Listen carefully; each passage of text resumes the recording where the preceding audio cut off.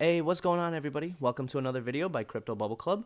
Today we're going to look at a very interesting article that I just read, and it's pretty much about history repeating itself with Bitcoin. But before we jump into this article, let's go ahead and look at the market cap. Currently, we're right shy under $400 billion with a volume of 22.6 billion and BTC dominance at 35.2. This is the start of today, which is February 5th, 2018. Let's look at Bitcoin at right above $8,300, and Ethereum's trading at 850, Ripple's at 81 cents, and I know that Tron is at 3 pennies, right? On the higher 3 pennies, so it's heading towards 4 pennies. But yeah, that's that. Those are the main ones that I'm holding. You guys can see all the prices over here and the changes for the 24 hours. As you can see, there's a lot of red, guys. If I can go lower, more red, more red. Look at that tether. Scary, scary stuff. Let's see what happens with all of that. Ooh, 20% down. So, I don't know. But let's move on to the article, which is the fun part. Okay, guys. I'll leave a link down below for this article so you guys could check it out yourself if you wanted to read the whole thing. But it's quite interesting. We'll look at all of this. Look at that. The tail end of 2017 represents the height of Bitcoin mania. References to the virtual currency were everywhere, and the meme HODL, short for holding the Bitcoin community, became almost ubiquitous as FANG, short for Action Alert Plus, holding Facebook, Amazon, Netflix, and Google. I remember FANG. My portfolio kind of sat on FANG for a little while because that was a winner, and then we had to change it to NVIDIA. They're talking about how in early December there was a lot of hype about Bitcoin. People got into the market. It bumped up to about 20,000, and now things are starting to get quiet, and people are getting out the market, and it's crashing.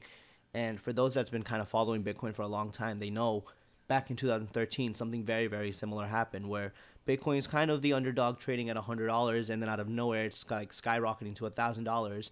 And it's because people are just like in the media, they're kind of talking about it now, and because of that, so many individuals kind of just rushed into it, and that kind of spiked the market up. And then right after that, shortly towards the December of 2013, what happened? Mt. Gox hack. And as soon as that happened, Bitcoin just goes down pretty much. By 2015, as the article states, that they went down by about 80%, which is insane. 80%. Right? So then after a while, it's slowly climbing back up to 1,000, 2, 3, 4. And by the time it hit 4,000, there was already media buzz about it. And next thing you know, boom, 19,700. That's it. And since then, it says right over here, a series of low highs and low lows. And that was the indicator of a downtrend. Now, there is a major resistance between the 10,000 and the 12,900 red lines, both of which represents former support levels. Bitcoin has another major support waiting below in the form of 200-day moving average red, resting near the $7,025. So that's crazy, right? Are we going to see that 7,025? I don't know. But look at this. Why is Bitcoin unraveling? Once again, there's been a major crypto hack. Yep, CoinCheck. They got NEEM stolen. What, $530 million worth of NEEM stolen, and that definitely broke some faith in people. And then, here you go. Some people are blaming the Indian finance minister, who said that he's going to take all measures, quote unquote, to eliminate the use of digital currency payments. And then Facebook also goes and says, we're going to ban digital advertisements for any, currencies and stuff like Bitcoin. All right, so over here, they're talking about how Bitcoin can't really be regulated. And we're about to see a showdown in India that's going to actually potentially help Bitcoin, because this part is crazy. I'm sure you guys remember this, and you can Google it. Remember, this is the same country that suddenly withdrew its 2 highest denomination banknotes from circulation in late 2016. Governments like South Korea, they've taken a less hardline approach to Bitcoin, and that's not because they take digital currencies lightly. No, it's because they don't want to fight a losing battle. If you attempt to regulate something and it flourishes anyways, all you've done is proven that you can't control it. And this individual believes that that's what we're about to witness in India. And that's just amazing, because I give you all the credit, brother.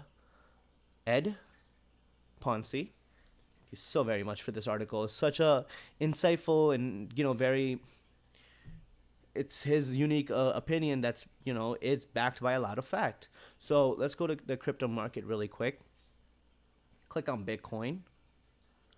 Let's look at the 1 month trend. And you're right. Look at that. We see a steady decline, guys. And the steady decline is because we've just been having bad news after bad news after bad news. Whether the news is even relevant to the Bitcoin itself, we've just, it just happens.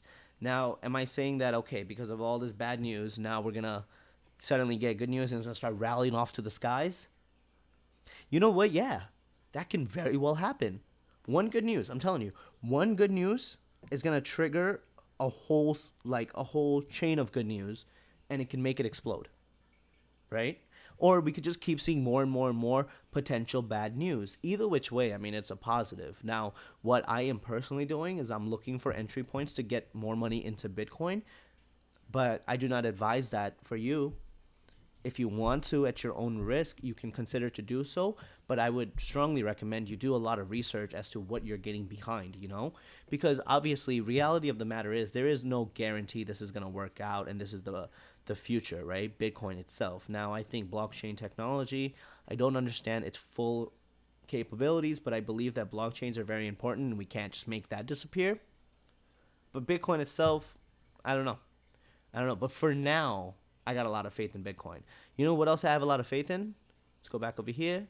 Ethereum, Mr. Number 2. Because I strongly feel that all Ethereum is just a better Bitcoin. It's like an upgraded version of Bitcoin. Let's look at that. Look at that. 3 months.